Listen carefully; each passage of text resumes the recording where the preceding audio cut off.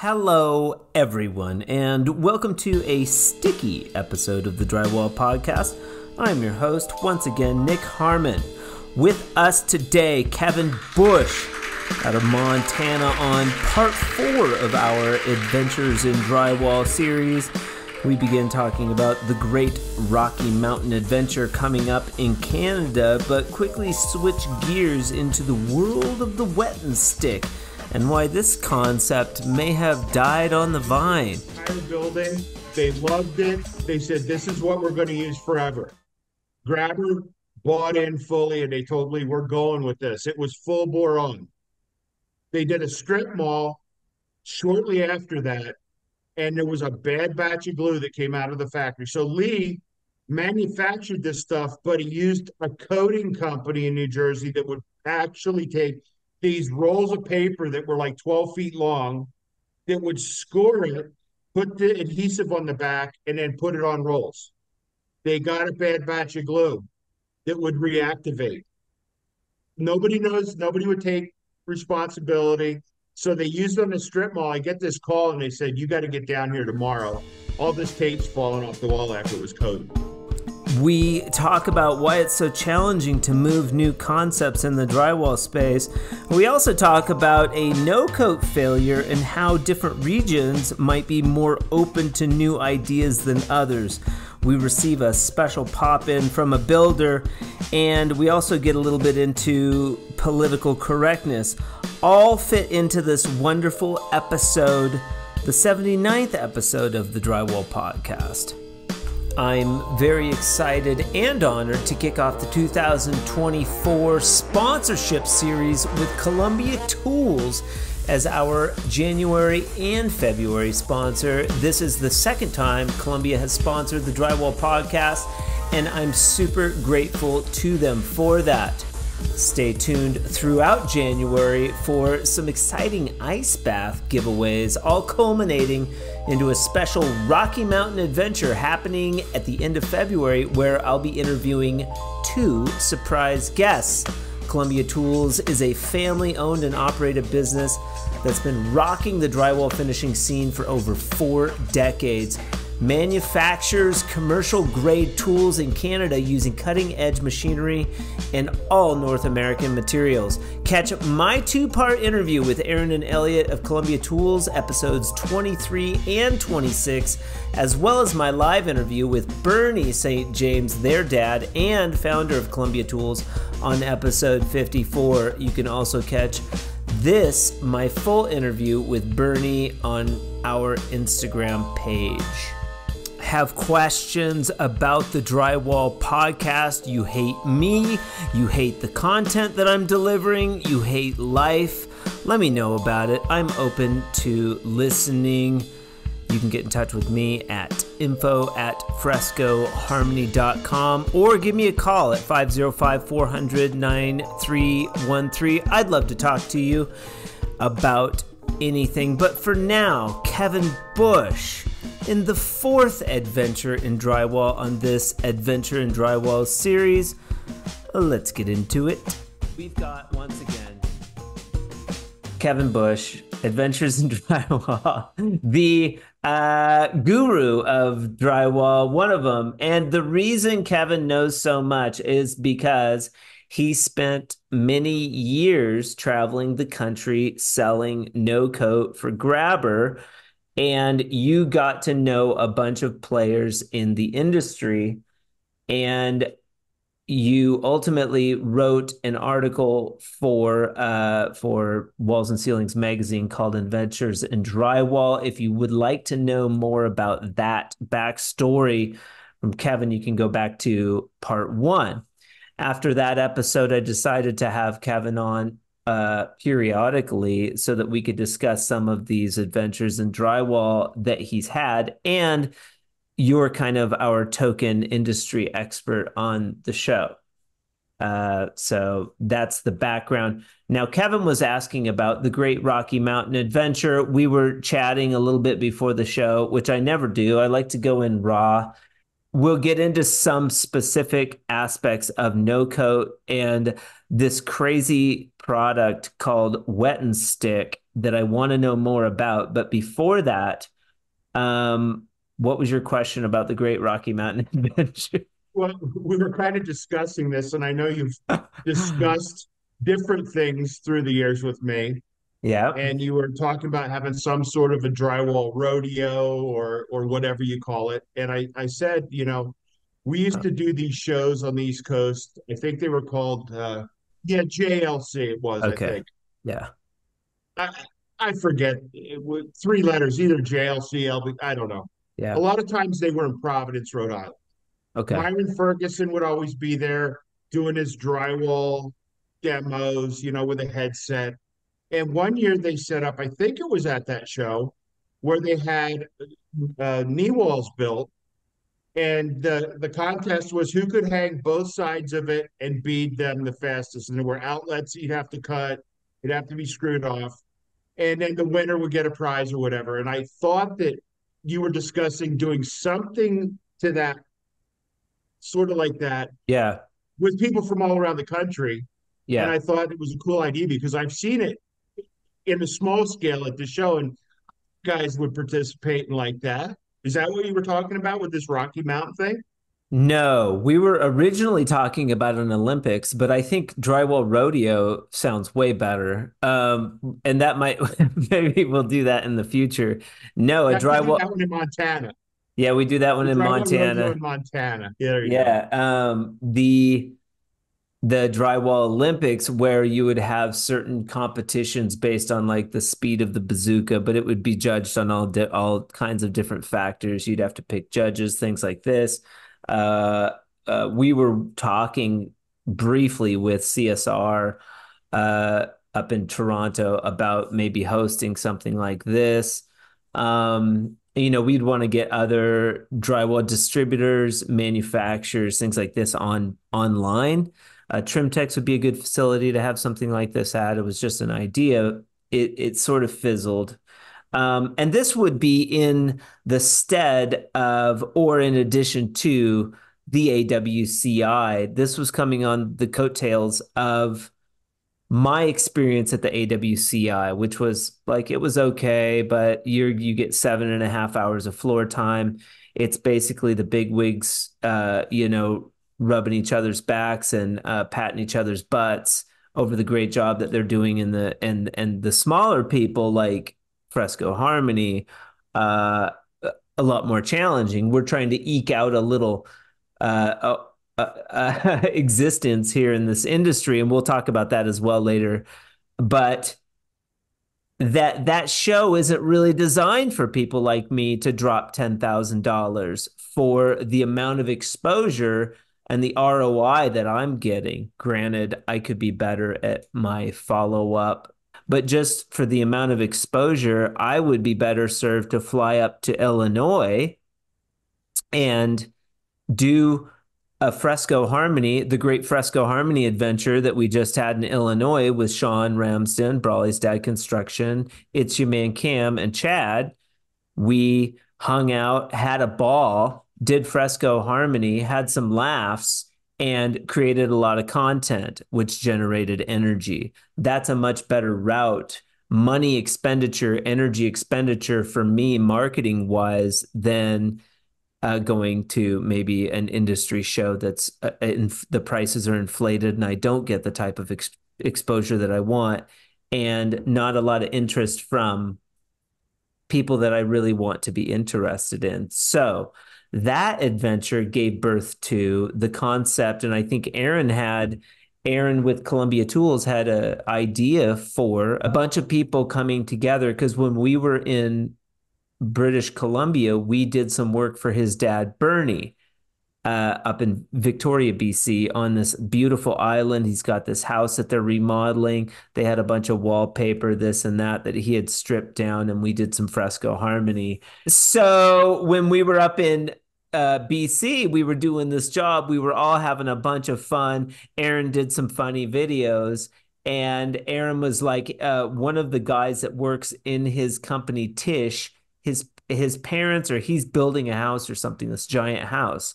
And so Aaron was like, "Oh yeah, we should get a bunch of people together to come finish this house."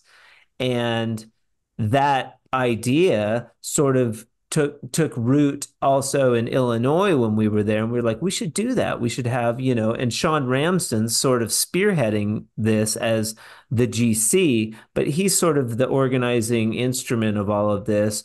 Chad's an expert drywall finisher. He's into fresco. Cam's into fresco. He's, now working with USG in certain capacities. So these people are starting to gain more influential momentum, and they're friends with Gilbert Taping Tools and Teak out of Alberta, Canada.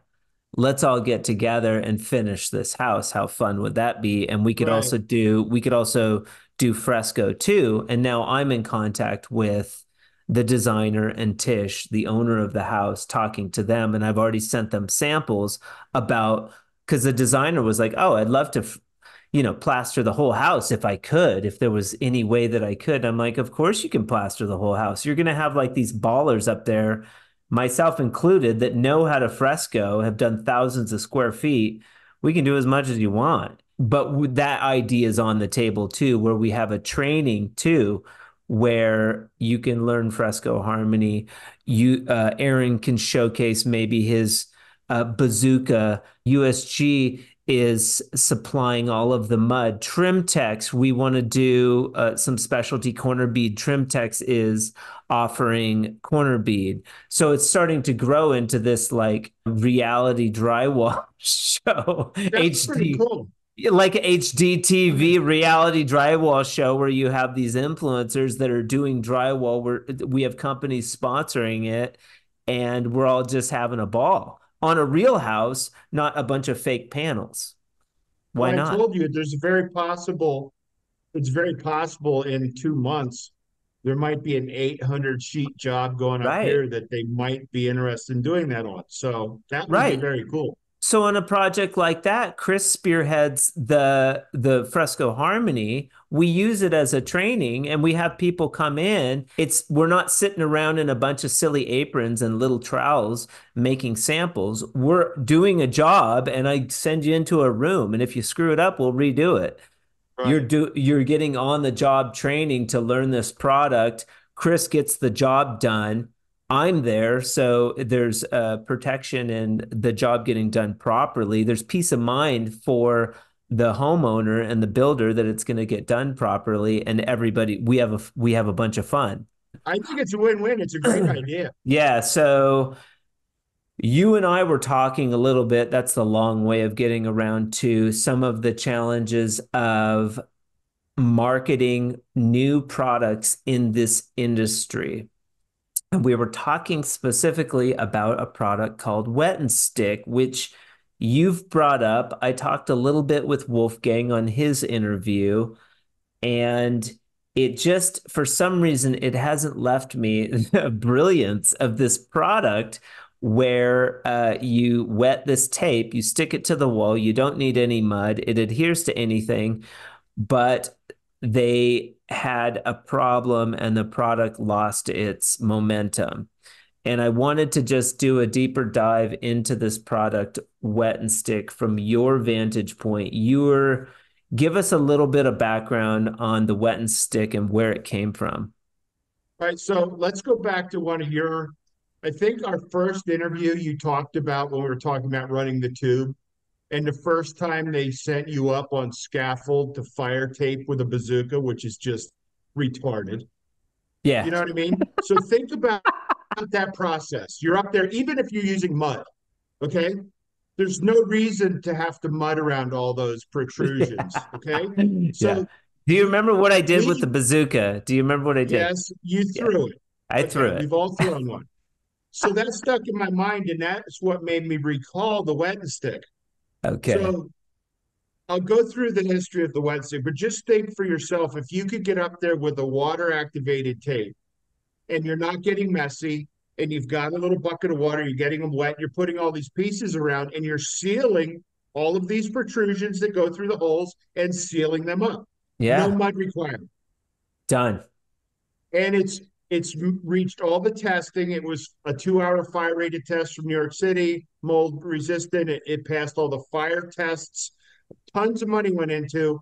Sorry, there's articles on Walls and Ceilings Yes. magazine. Just FYI, you can go into the archives, type in, and I did this morning, type in wet and stick, and it'll pull up the archives that talk about the ratings of this product.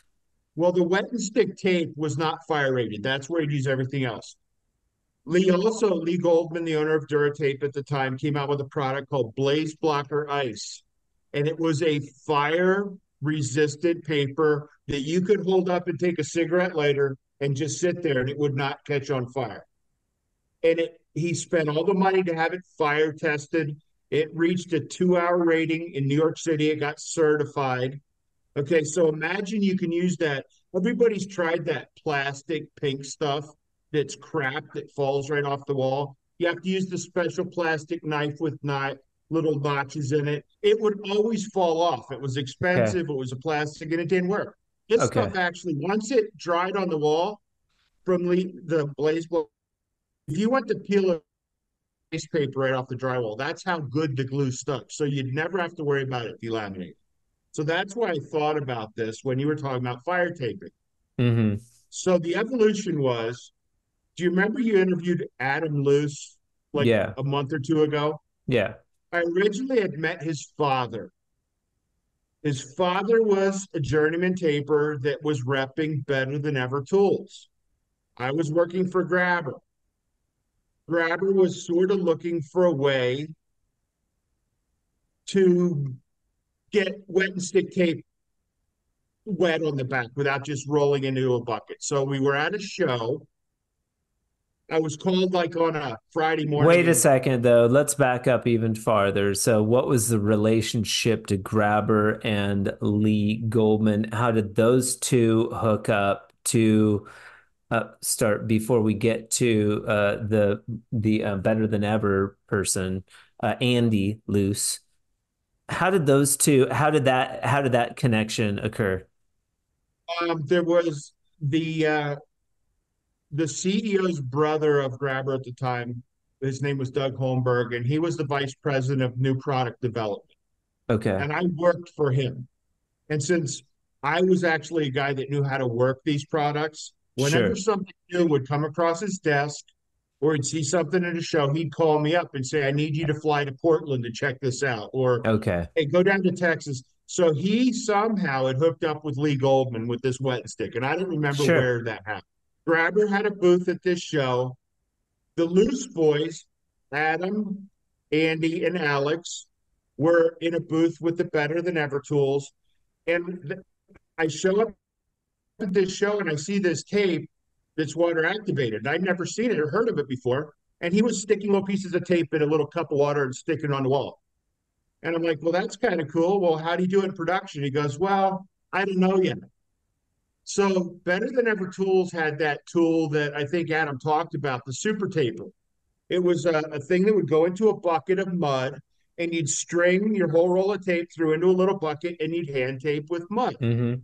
So The same philosophy would work with the wet and stick, you'd think, but not if it it. did. So that's where my brain went immediately after watching him struggle for an hour. I walked over and met my buddies in their booth and I said, can I borrow your super taper for a while?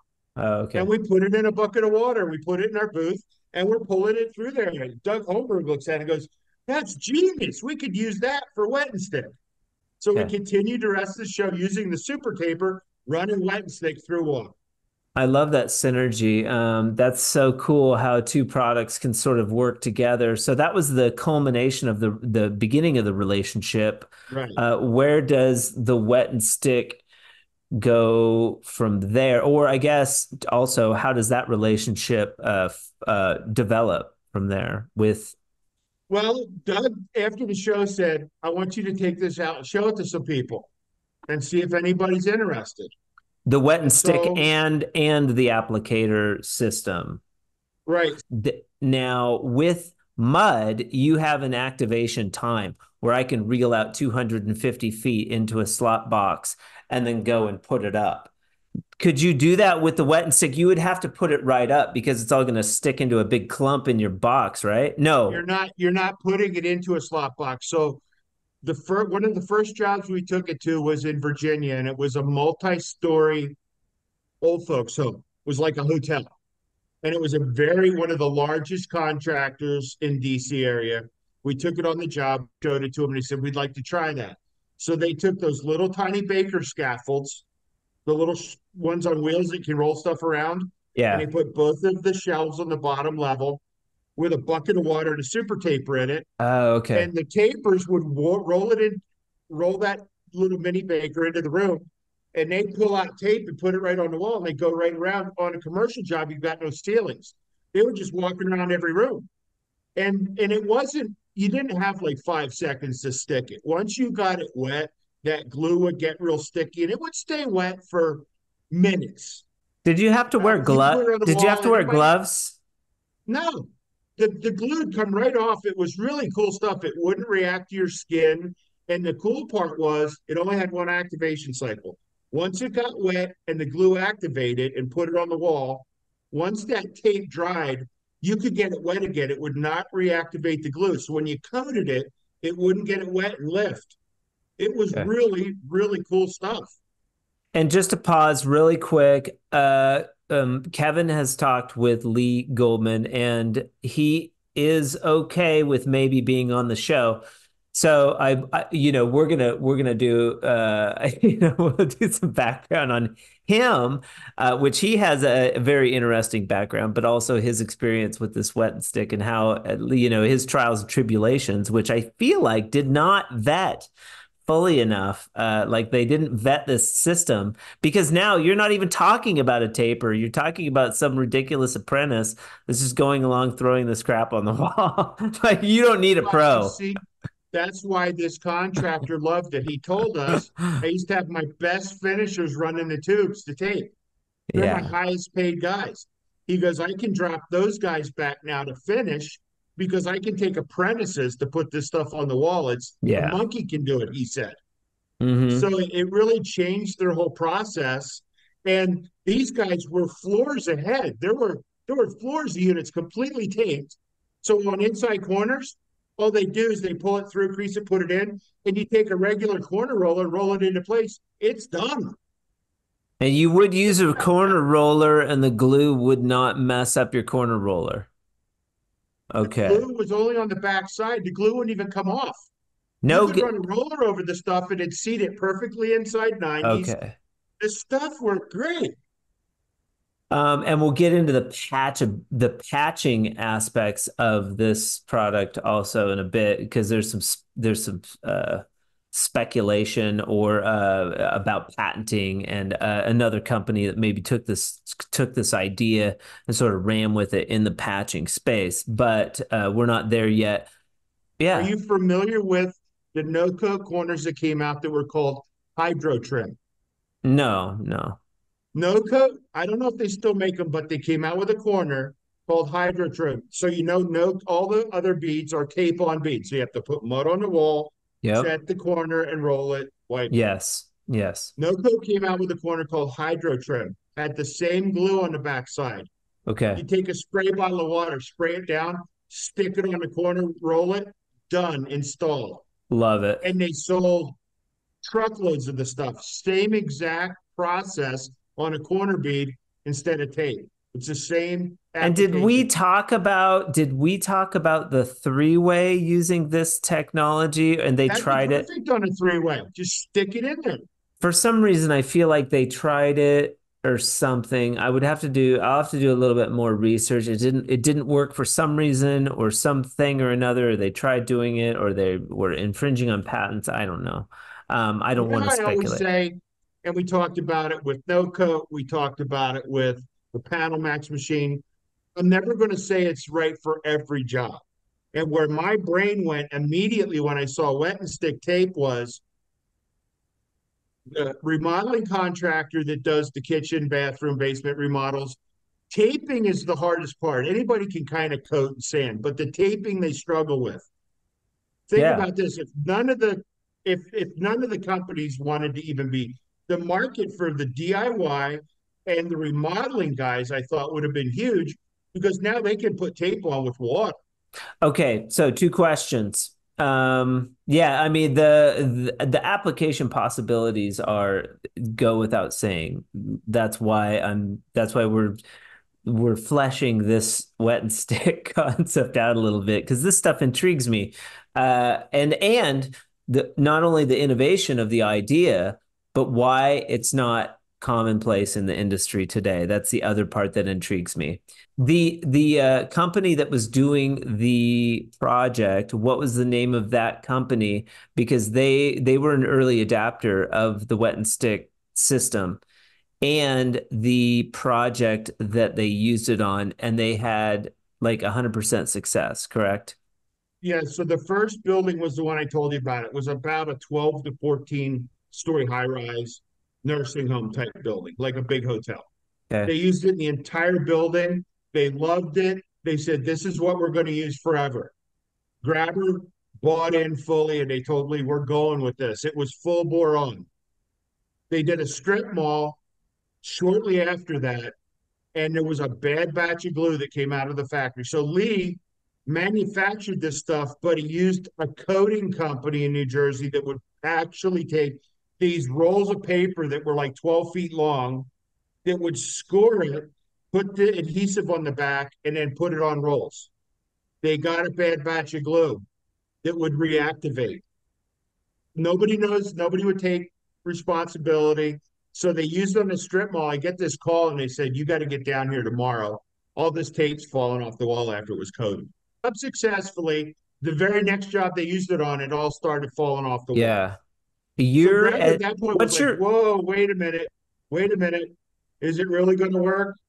And so there was a number of things that happened like this. right? There were more, and I'll let Lee talk about that if you want to, but Sure. that's what can happen quickly. Something like we discussed this. If the first 500 Teslas all caught on fire, nobody buy Teslas. There's millions of Teslas out there now. People know they catch on fire, but the momentum's already there. If there would have been 500 jobs across the country that had used it successfully and one job failed, it would have been Yeah. much different. This was the second big job. There's a So it 50% kind of, failure rate. so that, timing is everything. And why couldn't that happen 5 years down the road? And everybody said, well, shit happens sometimes. I'm looking at it like, so there must have been so much money invested that like, and maybe the manufacturer didn't want to take responsibility. The glue, the company putting the glue onto the tape roll, they didn't want to take responsibility. Whatever the reason, it still seems like as a passionate entrepreneur, I'm like, that's just one job. This stuff worked on this other Let me job. give Lee some Let's keep props. let's keep going. Let's keep going with this product. This isn't the end. We're gonna retool this. We're gonna make it right, and we're gonna Here's the recompensate you on problem this with that. project. Okay, Lee was self-financing all this, okay? Grabber now sure. had backed out. Lee was financing the whole thing on his dime. And he tried for quite a while to push through. And he made it right. He paid people the money to fix it. And went to the manufacturer, said this can't he did his due diligence. But at some point you run out of money and you get tired of walking up the hill with the big boulder on your shoulder. And he, I think for 2 years, kept trying. And Yeah, without financial backing, yeah, and it's a small industry, word got around, hey, it worked yeah, on this one, but it fell off. And it can poison the well quickly, but he tried. yeah. He gave it the college try. Especially with a company like Grabber, and we've discussed it, like even with Fresco Harmony, if I had a house 10 years in, if I had a house where all the mud fell off the wall, like it would cripple me. Like, it just would. I mean, we have a lot of people using the product, but if something disastrous happened, it would be very hard to recover from because it's hard enough to push new products in this space as it is. Right. And I was thinking about it. There are new products in this space, but so what happens with, so then there's a lot of fallout because you have Andy Luce, the AAA boys, they're working with this new tool. Uh, and Well, they also actually went home. Wolfgang gets pulled Right, into the right. mix. So think about this. Andy, Alex, and Adam are all entrepreneur thinking guys. So after this show and seeing what we did with the super taper, they're like, you know what? That was cool and all, but what if you could have something that you wore on your waist? Like a tape roll dispenser everybody uses, but it has some sort of a water container. And I think Alex on his own went to one of his friends who was an HVAC guy, and they designed a metal box with a lid that would come up. You drop a roll of wet and stick down there. It had a slot and come out. You could put water in there, close the lid. It had a belt loop, and you now have it on your waist, and you can pull it out and put it right on the wall. He did that on his own dime and his because he believed in the product too. So we took that tool and looked at it. Lee goes, "That's a great idea, but it can't be metal or cut the shit out of somebody. And if you drop it, it'll break." So then the whole idea came, well, who do we talk to that's an inventor and makes stuff? And we came up with Wolfgang because Wolfgang's a tinker that makes all kinds of stuff. Yeah. So then we all went up to Canada and had this meeting with Wolfgang. Wolfgang was going to design something that you could be wearing on your waist, like a tape roll dispenser with a water container. And he started doing that. And then this whole thing happened with the product.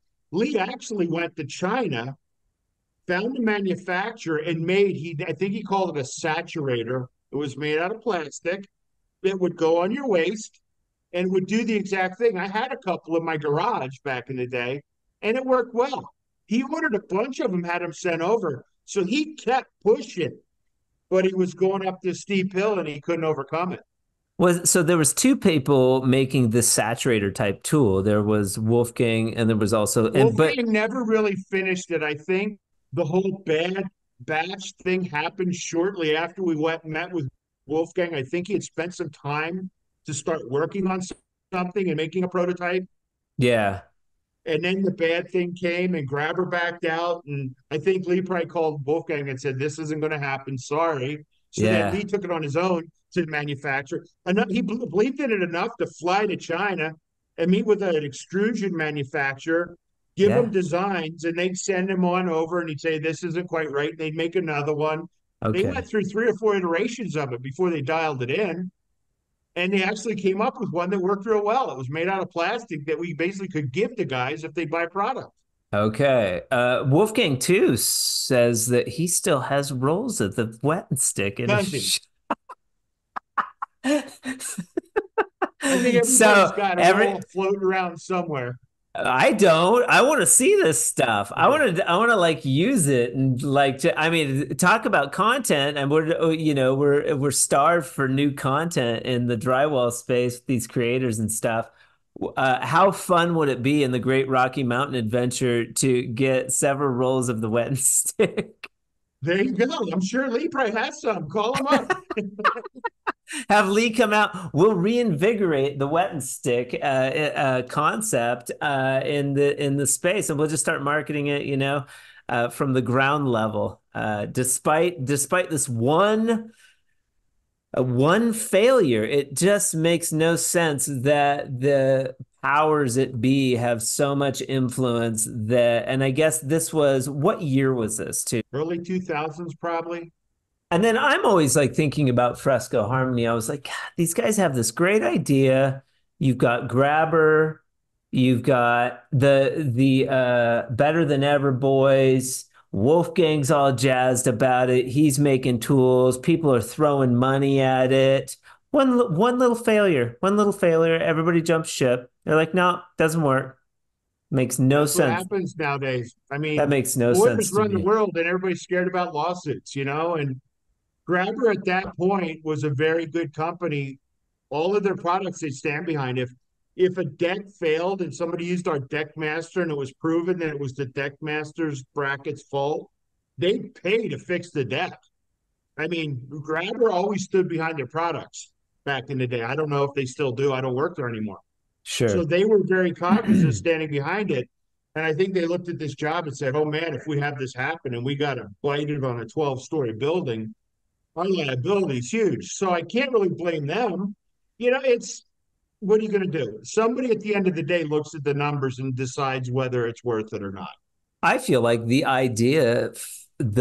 value of the idea and the speed at which you can apply the tape far outweighs one failure. Like, Well, I'll tell you a little bit of backstory that nobody knows.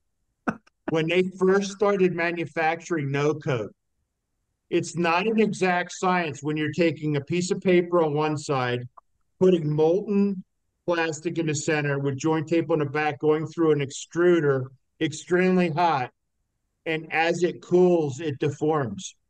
I climbed through warehouses with Bill Scannell for 2 weeks one time when bad sticks came out. When they would cool, they would go too tight like this, and you roll them on the wall and they flatten out. But as before the mud dried, they'd go back like this and they'd back off the wall. There were dumpsters full of no coat that got thrown in the landfill, and the amount of money that was wasted.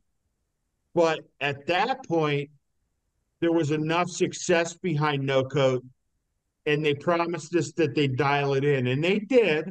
They got it to the point where most of the stuff that came out was pristine. But the first couple of years, dumpsters loads, containers of no coat got thrown into landfills that didn't quite get manufactured right.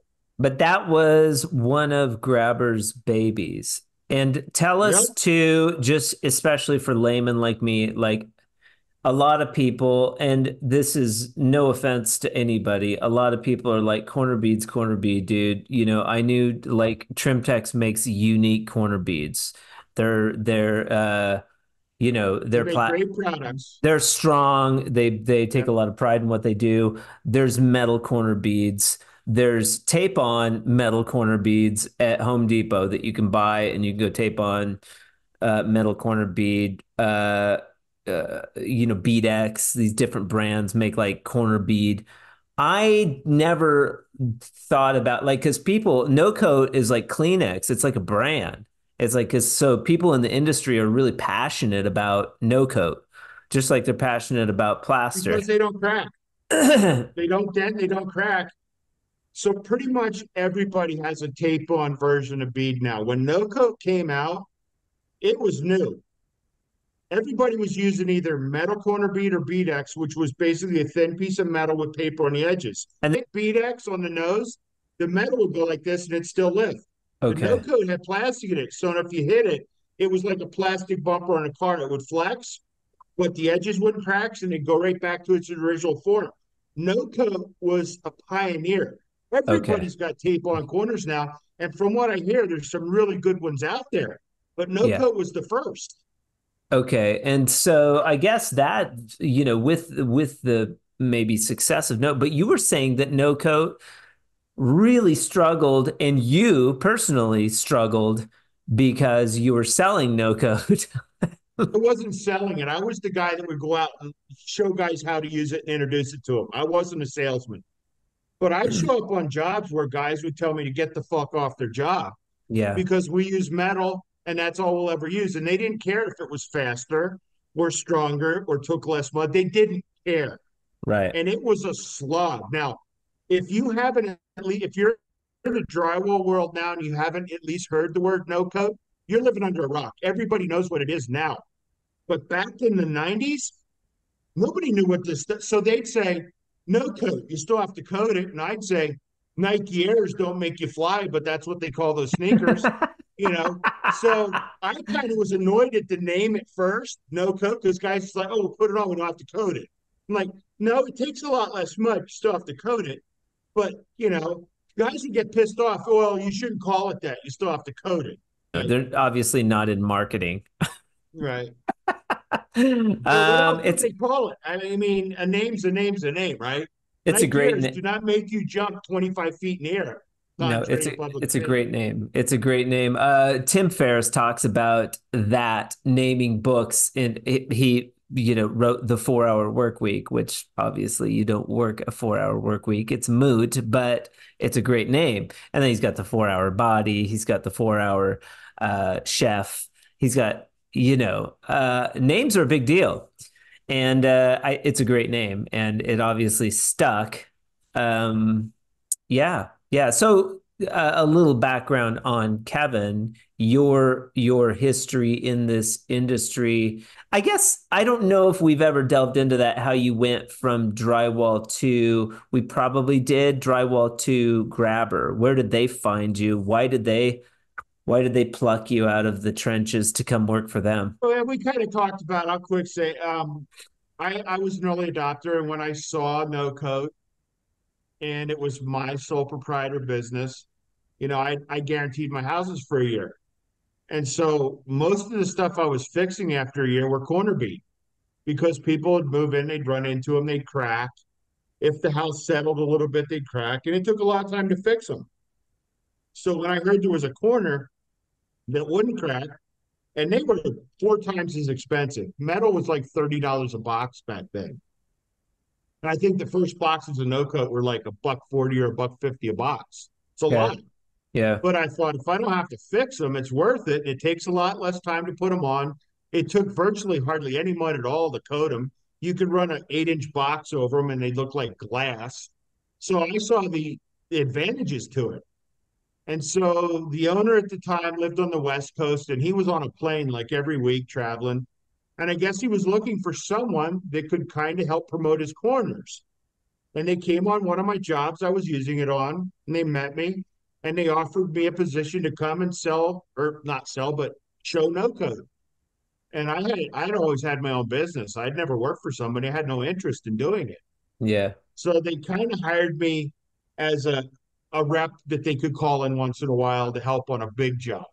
And Yeah. after a few months, they were calling me every other day. And I said, look, I can't run my job and do this at the same time. There's not enough hours in a day. Yeah. So they ended up offering me a position that was pretty good. Yeah. And so I decided, well, I'll try it. If I don't like it, I'll just go back to my drywall business. And, the rest is kind of history. A lot of the grabber guys used to call me their, drywall donkey bitch, the demo bitch. Yeah. Yeah. And, and I'd kind of laugh, but it would annoy me because I'm like, okay, you put it on, asshole, right? There was a guy on the Yeah. East Coast named Lou Tabek, and he was one of those kind of guys. If you say the sky was blue, he'd say, no, it's green. We were on this big job. It was a Navy old folks home in Maryland. And there was a corridor in this building that must have been a block long. And every place there was a doorway, there was a kick with metal corner bead on it. Okay. So after we did this demo, he said to me, well, what's the real deal with these? Why should we sell these? I said, because they're clenching metal bead on. And I said, you can literally take your thumbnail and pull metal bead right off the wall. And he's like, oh, you're full of shit. No. So as we're walking off this job, I'm taking my thumbnail on every corner bead and going like this and pulling it right off the wall. And I pulled about 40 of them in a row off Yep. just to show him. Yeah. And he's looking like this, like this. So once in a while, he'll still call me up out of the blue and leave a message. You go, hey, Kevin Bush, it's impossible to pull a corner bead off with your thumbnail. I'm like, Right. but Right. even most of the grabber guys didn't believe it. They were used to selling fasteners. There were parts of the country I never demonstrated no code on the West Coast.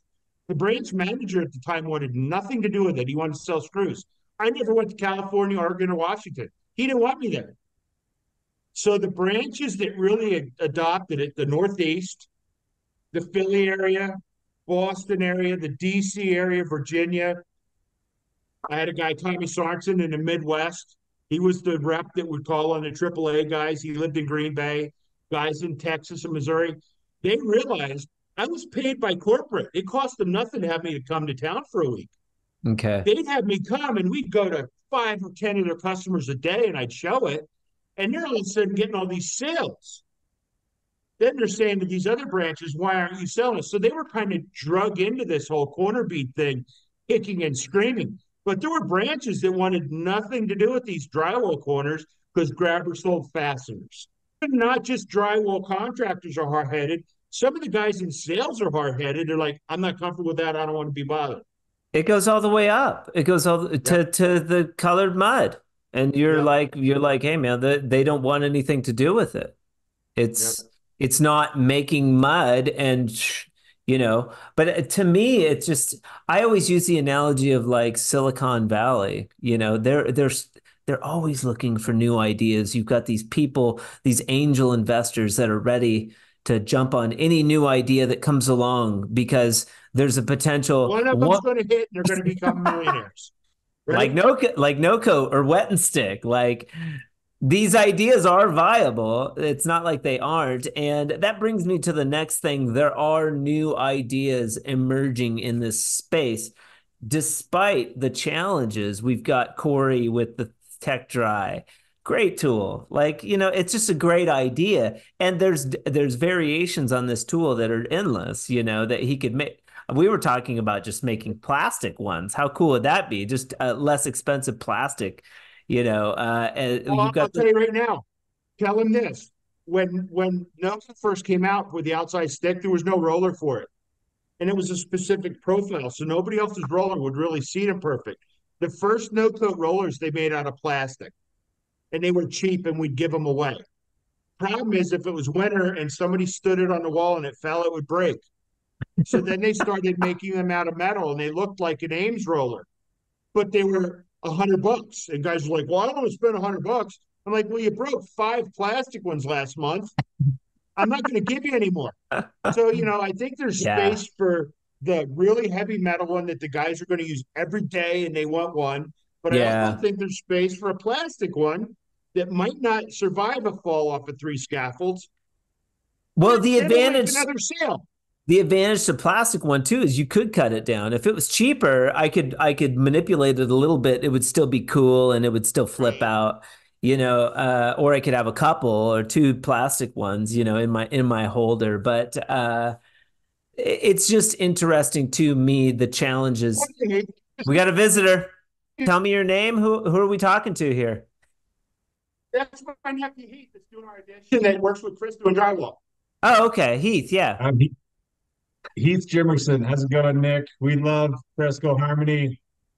Oh, thanks. So, so yeah, Drive It is making a product for putting in your shower that's waterproof, and the finish just looks just like Fresco Harmony. Drive it. Hands Uh, down.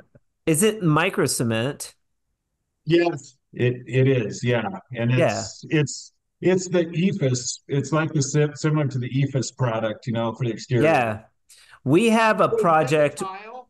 instead of tile that you always have to clean the ground and reseal it all the time, he did a job with it 3 years ago in Bozeman, and Yeah. he said it still looks like they just did it. It's like 7 coats, and then he put multiple coats of sealer over it. It's Yeah. waterproof and you maintenance free. I think it's great. I mean, I think it's a great product. We just did a house here where the lady was going to do lime, some sort of lime on all of her walls, and I sold her on Fresco Harmony. She came to the office. They're doing micro cement in their bathroom, in the shower area. They had challenges with the contractor. So then you get into like the applicators. You have to have a good applicator that puts it on. It is laborious and time consuming. You ain't going to do the whole house in micro cement, but it's very cool in shower settings. I think it's awesome. No, quick, I want while he's here because he's got to go work. Um, that big job he and Chris were doing probably may fit into this whole like Rocky Mountain adventure you want to do. He's Yeah. going to be talking to the owners. Okay. He's doing a job like this in Colorado where he's going to have like 6 or 7 guys come and bang this big job out. So Nick said he'll help with that with the owners and all. But I was talking about that big job you guys bid. It's like 800 sheets. Yeah, it's a 10,000 square foot structure. It's a barn dominium.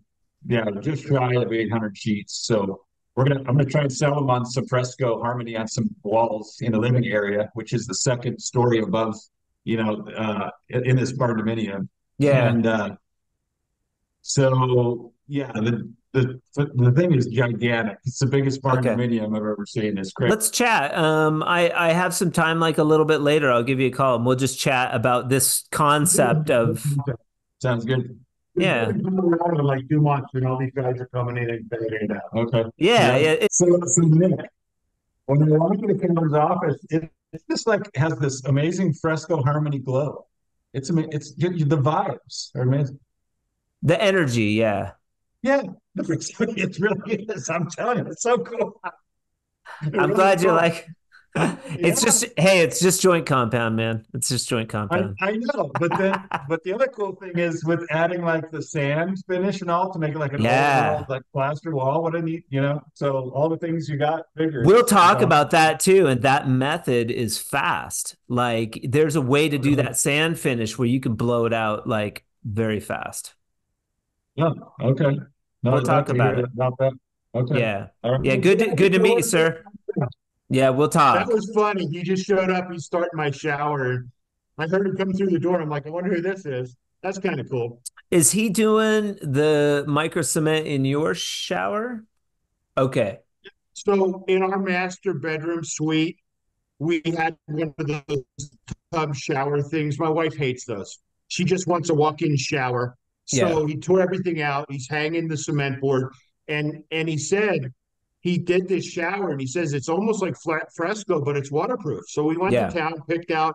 I think there's three different colors he's going to use, so it'll kind of match my wife's granite that has all those weird colors in it. So Yeah. it should look pretty cool. That's cool. You could use it on an exterior too, like on a, I mean, Yeah. nothing against it. Like, Venetian plaster, these systems. I am just like Fresco Harmony is just another thing that you can do. Hey, if Fresco Harmony was waterproof, we do that. Like 7 or 8 steps. Yeah. Yeah. Fresco's 3. So, Yeah. you've got twice as many steps, but you got to use it in there because it has to be waterproof. Yeah, I mean, there's systems that we do on boncos and in like massage parlors where you do 2 coats of sealer and then a urethane floor sealer that you can roll on or spread on it. It makes it like it'll bead oil. It Right. makes it super strong. I mean, if you want to do the extra coats, there's extra cost. I feel like fresco is more like, a cost efficient way to like plaster your house. Like you could do every square inch if you wanted to, and it's not going to break the bank. If you don't like it, paint it. You're still covering up the butts and bands, 2 coats of mud. Once we do the back, once we do the back accent wall in our bedroom, I think there's 4 or 5 fresco areas in our house, and they're all Yeah. different. Since Heath is my nephew, when I went to work for Grabber, he and his dad had that construction company in Nebraska that I started with my brother-in-law before I moved. So whenever anything new would come out, I'd call my brother-in-law and Heath up, and they'd be like, "Cool, bring it out, show us." So they were the first ones in the Midwest to use no coat. They used Acrylatex. Every product Grabber would come out with, they'd adopt. So Heath has always been an early adopter because I'd feed Uh, him all the new stuff every time it come out. right. Give me a chance to go out and see my family and work with him for a couple days. So he's always been into the new technology. Our additions all SIPS panels. That's all he uses now. It's that foam sandwiched between OSB. It's the most efficient building method. Our back room's like a solar room when the sun comes out. I Cool. mean, he adopts all this new stuff, and it's usually much better than the old way. Yeah, yeah. But he has access to somebody that has their thumb on the pulse a little bit, I mean, people are probably, it was serendipitous that you and I met, but I remember you being I remember you being was it Chris that found out about me or something and I sent him Yeah. product and he sat on it for what, 3 years, 4 years. Yep. And and you were skeptical at first. You're like, what? What is this stuff? You're coloring Well, mud. What here's the the heck? thing. With my job in Grabber, you don't realize how many products came across the desk and they were hammer dog shit. So Sure. I'm the kind of guy, let me look at it first. I got to vet it. Yeah. And then if it passes my test, I'm all in. But I got to vet it first because I saw a lot of products and everybody thought it was the best, greatest thing. Sure. And it Sure. really wasn't. Then you got to tell them, we got to take a pass. And then they'd be all mad. So I have to vet things first. If I don't believe in it, I couldn't be selling Marlboro cigarettes or Tide detergent because I could care less. But Right. if it works better on the job and it makes a better product or it's easier to use, I'm all over it. Yeah. Yeah. And that's kind of what we are talking about. Not only is it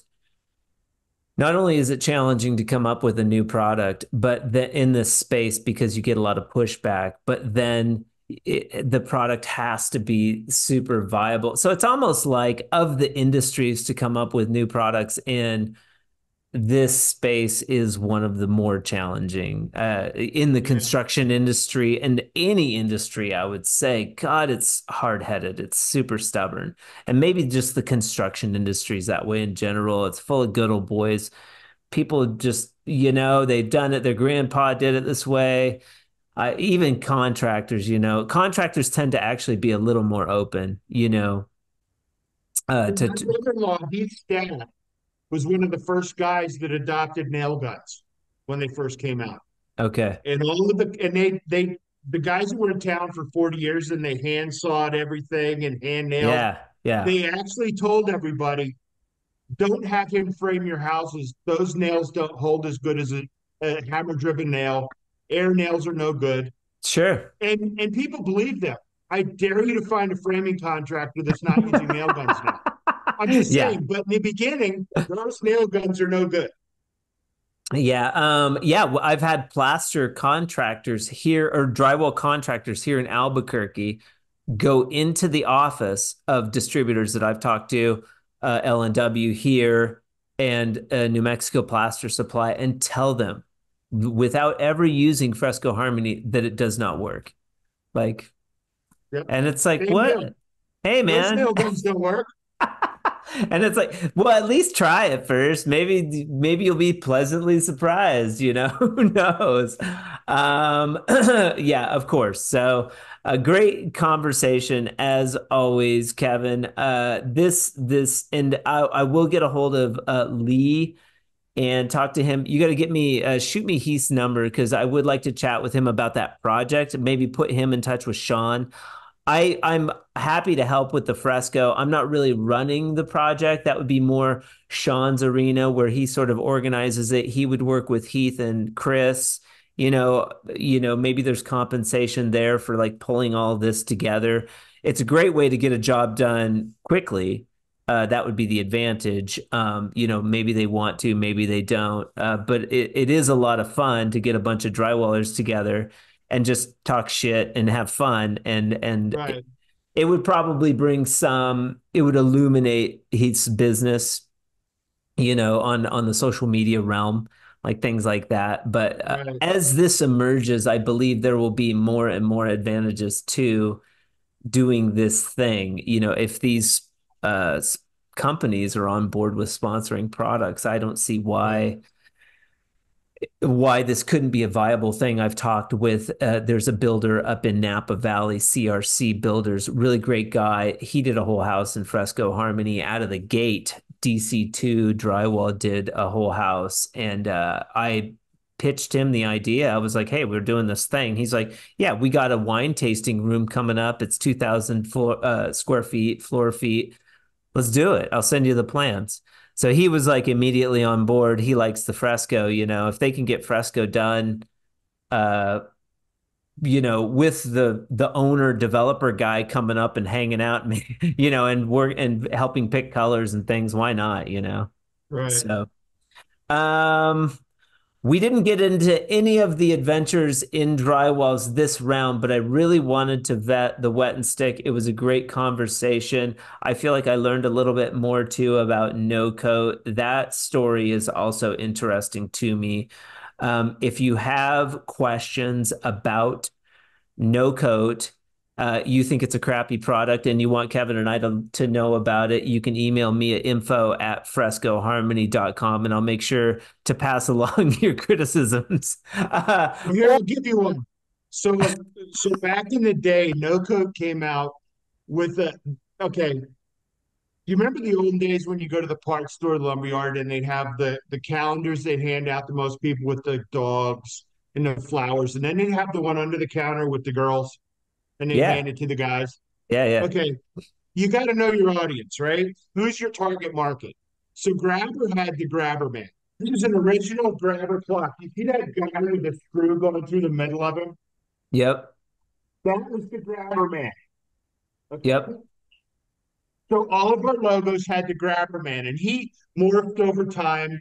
He became a little bit bigger and stouter, yeah, and they printed hard hat stickers. T-shirts, hats. We get mugged for these going on the job. Okay. Grabber no longer uses the term grabber man because that's sexist. Okay. Okay. No Coat came out with Drywall Nuke. Why can't they just Drywall make Nuke. why can't they make a grabber woman? Who knows? This day and age is just everybody's so worried about offending anyone. It's Yeah, yeah, ridiculous. yeah. So No Coat came out with Drywall Nuke. It looked like Dennis the Menace with a ball bat on his shoulder. Kind of looked Okay. badass. Yeah. And same thing, hats, shirts, stickers, guys loved them. Then they came out with, I did a lot of calls on manufactured housing, and they would have inside 90s crack constantly because they'd tape them, they'd move the unit, and they'd crack. Okay. So they came out with a product called Zumaflex. Same with this joint tape, had the plastic in it. You could run it through a bazooka. Okay. All these manufactured houses, we sold 26 plants in Pennsylvania. That's all they used. Took their cracking to zero. So then they came out with a guy called Bazooka's New, and he's holding a bazooka and he's on there. So a guy on the junkie site posted last week his buddy got this tattoo on his arm and nobody could tell what it was. Well, I knew right away it was Bazooka Nuke. So I Okay. replied, and guys are like, "Oh, I remember that. That was cool." And I replied, "It's a shame. All these companies have become such woke pansies. They get rid of their original logos that brought them to the show that every single construction guy and gal loved. Nobody was ever offended. It wasn't like there was tits hanging out or anything. It Yeah, was yeah. just that. So now it's Grabber Pros. They got rid of every mention of what brought them to the show. And it kind of annoys me. You know, really, is Grabber Man that offensive? You could have Grabber Man and Grabber Woman. Who cares? Yeah, But and that's more on Facebook too. If you're listening, I have seen that thread on the Drywall Junkies page.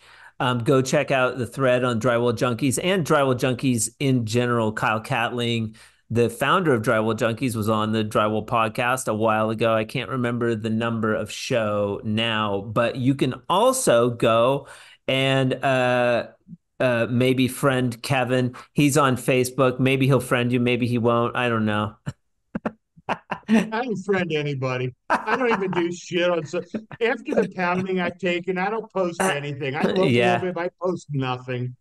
I say it like I feel it, and if people get all butthurt, so I'm like, screw you. Nah, you've been good on this show. I try to stay I try to keep it a little bit edgy, I cuss don't here and offend there. anybody, but the fact that the word grabber man's offensive, my brain can't grasp that, Nick. Now No, you're mine younger than either. me. Is that offensive? I bet if Mm-mm. we had Kayla and Shorty on and asked them, "Are you offended by the grabber man logo?" I doubt they'd be offended. They'd No. be like, "Hell no! Put one with a pink shirt on. We'll wear it." No, and a shout out to the drywall girls too. They're a little tougher, I think, than a lot of the girls out there. You got these construction girls have pretty thick skin. It's likely I that mean, they've. that's what I told you. I'm a big fan of women in the trades. Oh Always have yeah, been. oh yeah, I'd never do anything offensive, but I think I gave as many shirts to girls at shows as guys. Nobody was offended by the grabber man. It's sure. like, really, that's offensive? And I think this woke culture, as you say, might be, it might have some, drawbacks as well. Sticks and stones for breaking words, but words will never hurt you. Yeah, Now, I'm yeah. not going to say words can never hurt you because you can be hurtful. You Oh can yeah. say bad things and hurtful. But for the most part, I don't think anybody's out there trying to hurt anybody's feelings. I think people nowadays are looking for a reason to be offended. Yeah. They're waiting for I opened the door for a lady the other day because that's how I was raised. And she was annoyed and said, I can open my own damn door. And I was taken aback, like my mom and dad raised me to open the door for somebody or say yes, ma'am, no, ma'am. Yeah. That's offensive now. Go fuck yourself. Yeah. I'm I sorry. do I do when I am with a female, I do like to hold the door and I do put my foot down around that. I think it's there's a element of chivalry that I think is getting lost a little bit. Yeah. That's all fine and dandy about the feminine movement and all of that stuff, but I do think there's an element of where um, it's nice to it's nice to do nice things for women and vice versa. Like it's nice for women to Hey, do nice things for men. It's like my we're dad, all humans here. my dad opened the door for the car for my mom the 73 years they were married every single time. Oh yeah. Okay. Now, is that being sexist? Oh, she's a woman. She could do. He was being chivalrous, but nowadays it's Yeah. offensive. I'm like, I Yeah. don't get it. Yeah. Yeah, me either. That might be we might hold that for another episode. Oh, you let me Uh, go down that one. episode 4, Kevin Bush, Adventures in Drywall. This was sort of an adventure in tool, manufacturing, some of the trials and tribulations, and a little bit about this industry and Lee Goldman, which I'll be reaching out to. Hopefully, we can get him on the show. And I'll talk to Heath too. Maybe we'll find a Rocky Mountain adventure right there in Bozeman, Montana, It'd with be some of you cool cats. a big sky adventure, Yeah, there you go. The Big Sky big Adventure. sky adventure, big sky I like it. rodeo, the big sky rodeo. The Big Sky Rodeo Tour. Cool. Thank you, sir. Always a pleasure, Kevin. We talk periodically. I always value your time and your insight. And we'll talk soon, man. Thanks, buddy. See ya.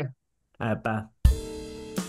Shout out to Kevin Bush for being with us on the Drywall Podcast once again. 4 episodes. How cool is that? We appreciate you. We appreciate your time. Also, shout out to Columbia Tools for sponsoring this month of the Drywall Podcast.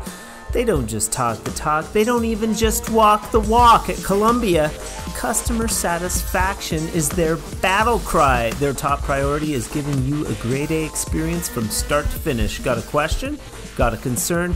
They're ready to tackle all of those head on by email or phone, even Facebook, Instagram, TikTok. You can get a hold of them on any of those platforms, and be sure to check out their YouTube channels because there's super detailed how-to videos there as well. Their maintenance videos are the secret sauce, and those kick-ass videos will keep your tools in prime condition. Guests of the Drywall Podcast will receive a sweet swag bucket from our friends over at CSR, filled with all kinds of cool stuff. Got a hankering to tell your story and receive one of those sweet swag buckets? Let me know about it. You can contact me at info@frescoharmony.com or call me directly at 505-400-9313. Thank you so much for joining me and everyone on the Drywall Podcast today. I hope you have a fantastic Friday. And remember, keep drywalling.